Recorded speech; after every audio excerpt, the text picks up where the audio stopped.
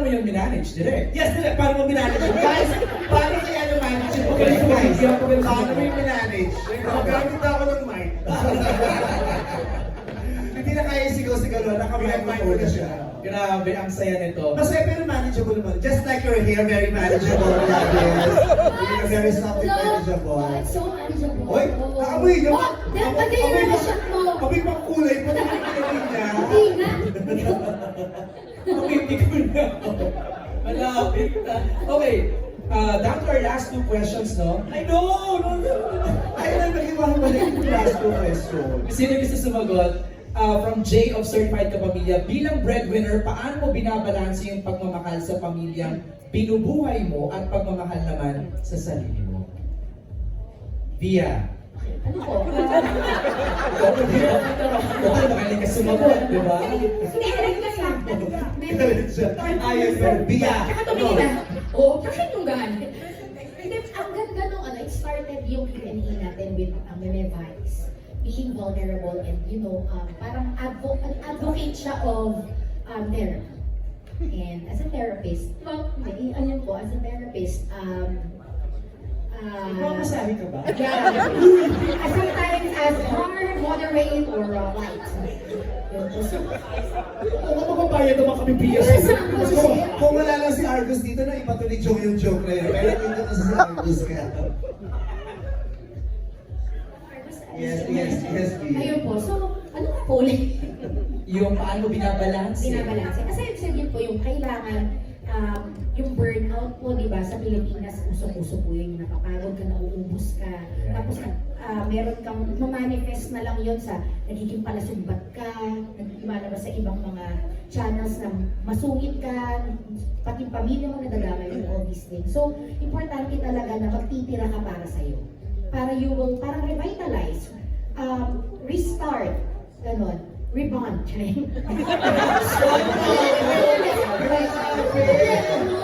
Parang tagline ng salon. Revitalize, recharge, rebound, rebound. Kasi attention. Ganun ka, ano, pero balik. Revitalize, recharge, Kasi naman rebound. revitalize. Ang napunta sa revitalize.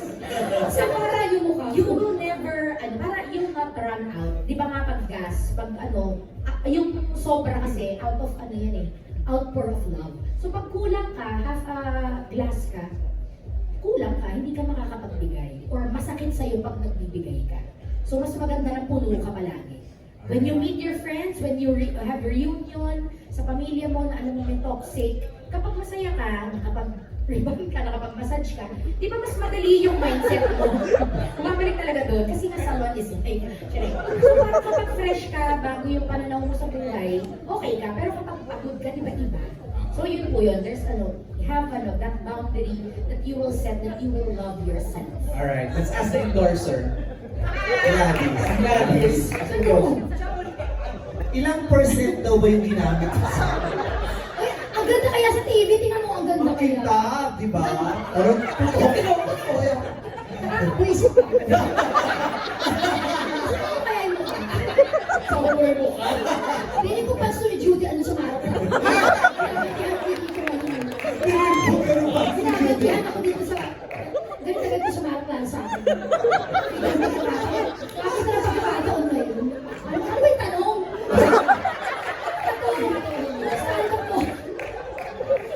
Gladys, paano daw binabalanse yung pagmahal sa Ay, sarili? maalala kayo? Alam mo na. Eh, pare-pareho ba tayo? Hindi ko makakaalam kung balansin na ba ito. Balansin kayo. Pero malalaki na kayo, no? Ito ba yung pumimahin ko?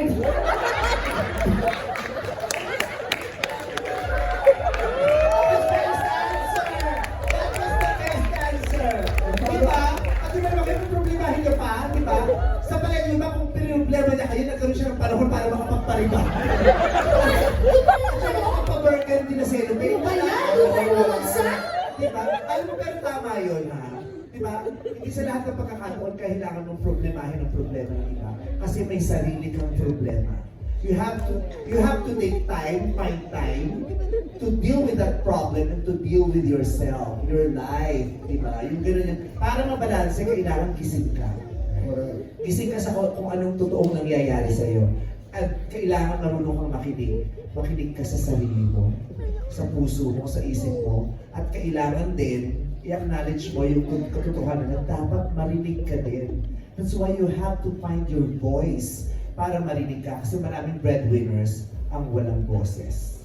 Kaya hindi sila naririnig. Sana, kaya doon sa segment namin yung And the Breadwinner is, natutuwa ako kasi eventually nagkakaroon sila ng voice, so nasasabi nila yung gusto nilang sabihin. Tama. Diba? Hindi man masarap sa pandinig lagi, pero kailangan marinig yun eh. Kasi kailangan natin harapin yung katotohanan at realidad. Kaya, yun, dapat marinig ka at marinig mo yung sarili mo para alam natin kung ano na yung totoong sitwasyon natin. Kasi kung di naman natin alam yung sitwasyon natin, paano natin siya haharapin? Paano natin siya gagawin balance? Ayun lang po. And with that, maraming salamat sa ating cast. Napakasaya. Thank you for making it so much fun. Thank you sa ating Just Jump. Gusto ko may parang question sa ano ba binabalanse yung shampoo at saka conditioner? Ano daw ba mas maganda? Yung hiwalay o yung nasa sachet na magkasama na? Ano mas effective? Matapos na. Oy, Umiinig ka pa dyan. Oy, Gladys. Pag after ito, nagkaroon ka ng shampoo. Oo. Yes, Sinasabi ko sa'yo, sis. Sabihin mo talaga normal yun, makakalaga lang Ay, sa pero sa space. totoong buhay, normal naman talaga. Makita mo boses, ang boses. Ang buhok ni Gladys. Lalo pa nung naselopin. Hindi na, wala nga sa It's normal, it's natural by Color My Hair PH. Wow! Alright, maraming salamat sa lahat ng mga kasama natin sa press na nagbigay ng mga questions. Siguro ano na lang, why should we watch And the Breadwinner is, bakit yun dapat namin unahin sa Metro Manila Film Festival? So we begin with Jumbo and Daisy, our writers. Go ahead, please. Kailangan nyo unahin, panoorin ang And the Breadwinner is because this is our beautiful and delightful Christmas gift I for agree you. Daisy? Unahin niyo pong panoorin ang Breadwinner sa Pasko kasi yung Pasko yung panahon ng pagmamahal and hopefully pag napanood niyo yung pelikula paglabas niyo, yakapin niyo yung mga pamilya niyo. Argus, bakit namin dapat panoorin itong movie nyo? Panoorin niyo po ang The Breadwinner is kasi magdala po kayo ng mga pamunas ng luha dahil po sigurado po maiiyak po kayo. Yeah. Yes, it's Christmas time, so it's time for you to labas niyo yung mga family members ninyo and laugh and cry and everything in between. Feel the emotions together. Okay, thank you, Bia. MC? Panoorin niyo po yung The Breadwinner is kasi buhay natin to. Kwento natin ito lahat. Lassie? Panoorin niyo po ang And the Breadwinner is kasi winner ka na kagad din kasama mo yung pamilya mo. Manonood. Paglabas niyo po, may libreng cellophane. Pero ano ba mas makita? Buhok ni Gladys o mukha ni Lassie? Kasi, photo sa cellophane. Promote ka na. Tapos yung pilotok sa mukha mo, pala kayo makita cellophane mo. Thank you, Lassie. Kokoy? Please po panoorin nyo ang And the Breadwinner is dahil panigurado makaka-relate kayo. Ako personally hindi ako breadwinner pero nung nabasa ko yung script, sobrang ako nakarelate at apektado ako dito. So panigurado ko yun. Yes, kumbaga sa pagkain po, full course, ano? Talagang from appetizer, of course, soup, main course, hanggang sa dessert, kompleto sa recados po ito para sa buong pamilya. Paiiyakin, patatawanin, at syempre, in short po, mai-entertain natin kayo lahat. Kita Maliw? Isa po itong paanyaya para magkabikis-bikis ang buong pamilyang Pilipino sa tawanan, iyakan, pagmamahalan para sa isang maligayang Pasko. Nice. Thank you, Tita. Jo? Yes, mas maganda kung sasama niyo yung pamilya niyo, buong pamilya niyo na manood nito dahil bukod sa tawa at iyak na mapapanood niyo, paglabas niyo ng sinehan, magkakarabay ng realization at inspiration. Ganda. Okay. Seriously, please do not miss to watch. Ano ba? Grabe yung premo yun, parang Oo, kanina pa. Hindi maka-roll yun kasi masakit pag nilulunod Kasi kasi tawang-tawa ako kay yung sequins kasi masakit din dito. Ako naman.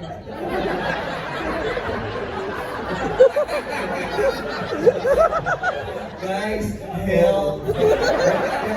May pinapasabi si MC. Ano yun? Media kung toto hindi wedding. Uy! Grabe! Video ko to, hindi wet. Uy, maganda yung suot ni Ate Baby ko. Ayaw mo naman. Maganda talaga. Ayaw ka lang ginagano kanila. Tingnan mo yung shoes mo. Nurse po siya sa London. Isa siyang breadwinner. Balik tayo sa buhok. Balik tayo sa buhok. Pagbuhok? Balik tayo. Bakit kailangan buhok? Balik tayo sa buhok. Ano kailangan ng buhok? Yung salong... Umat siya. Nilagay ko yung kamay ko sa ilalim ng upuan. Pag ganun ko, wala kang panty. Oh my God! Amoy pagod na breadwinner. Amoy tinapay. Amoy amak ng bread. O talaga, ito na nga. Sa December 25, mapapanood ang pinaka-importanting pelikula ngayong MMFF. Bakit? Makikita natin si Vice Ganda bilang bagong artista. So bigyan natin siya ng pagkakataon kasi hindi lang siya ganyan. Grabe, nilalang mo naman to. Meron pa siyang ipapakita and we are very happy to support you. I'm very, very honored to support you. And also, welcome home to Star Cinema. Welcome back. Thank you! Thank you. Basta Star Cinema, idea first, sigurado kayo, sulit ang bawat sentimong ibabayad ng buong pamilya. Thank you so much. Direk, Karaniwan, pag Pasko lang nabubuo talaga yung isang pamilya. And we look for reasons to be together. Ayaw natin maghiwa-hiwalay. And I guarantee you that watching this movie is one reason para magsama-sama kayo. Marami kayong mapag-uusapan, marami kayong makikita, ma-enjoy ninyo yung time to watch a movie. At the same time, maiiyak din kayo. So I hope that you please support our film. I hope to see you in the cinemas kasi it's going to be one wonderful experience for everyone. and Vice, welcome back to MMFF. Yeah. Sa mga Little Ponies ko muna, na dapat sana talaga panoorin yung lahat. Gusto ko mapanood yung lahat kasi I want to make you prouder. Alam ko namang proud sa akin yung mga Little Ponies ko, pero I want to give you extra pride dito sa pelikulang ito kasi sobrang talaga namin pinagmamalaki. Ang ganda-ganda po nitong pelikulang ito. Ang ganda talaga. Sa mga casual viewers naman, dapat mapanood nyo ito kasi ito yung pelikulang masarap panoorin kasama ang nanay mo, tatay mo, mga kapatid mo, mga barkada mo, mga pamangkin mo, kaklase mo, lahat. Hindi siya yung pelikulang ay parang dapat barkada ko kasama ko dito. Ay dapat jowa ko lang, jowa. Hindi eh. Kahit sino ang kasama mo rito, ito yung masarap panoorin. Kahit sino man ang kasama mo kasi lahat kayo makaka-relate. At maganda kasi ang epekto nito. Pag pinanood mo, magkakaroon ito ng magandang epekto sa ating lahat after natin panoorin. Kung paano natin pakikitunguhan ang mga kasama natin sa bahay, kung paano natin pakikitunguhan yung nanay natin, yung mga kapatid natin. Itong pelikulang ito ay magti-trigger sa ating lahat para lalong maging mas mapagmahal. Kasi lahat naman tayo pinanganak ng may kakayahang magmahal. Kasi yun talaga ang yun ang purpose natin sa mundo eh. Magmahal at tumanggap ng pagmamahal. Sa pelikulang ito po, pagkatapos natin panoorin, mabubuksan yung mga puso natin lalo para yakapin yung buong pamilya natin, lalong-lalo na yung kapamilya natin na matagal nang nagsasakripisyo at nagmamahal para sa ating lahat. Kaya yun po. And the breadwinner is, so December 25 sa buong Pilipinas para mapapanood niyo po yan. At meron din kami international play dates. Abangan niyo po ang showing yan sa Amerika, sa Canada, sa Guam, sa Saipan, sa Australia, sa New Zealand, sa Hong Kong, sa Singapore, sa January 2025 po. Sa Enero po nyo mapapanood sa mga bansang yan. At malapit din po, abangan nyo po sa Europa, mapapanood nyo po ang pelikulang ito na And the Breadwinner is. ABS-CBN Studios, Star Cinema, and the Idea First Company present And the Breadwinner is a film by June Robles Lana, starring the very good, one of the best actresses in the Philippines, Eugene Domingo, extra great Miss Malude Guzman. At ito pagtatay ko pa si Joel Torre dito. Imagine mo kung gano'ng kabigat na huhusay yung mga kasama mo. May Joel Torre ka. Gladys Reyes, my sister, na sobrang brilyo talaga ng kanyang talento at buhok. Akala ko okay. My best friend, John Hilario, Maris Racal, Anthony Jennings, Pocoy De Santos. I love you very much. Villa Antonio, MC, Lassie, si Kulot, si Argus, ayun po, at ako po. And ang kabog Ang superstar, ang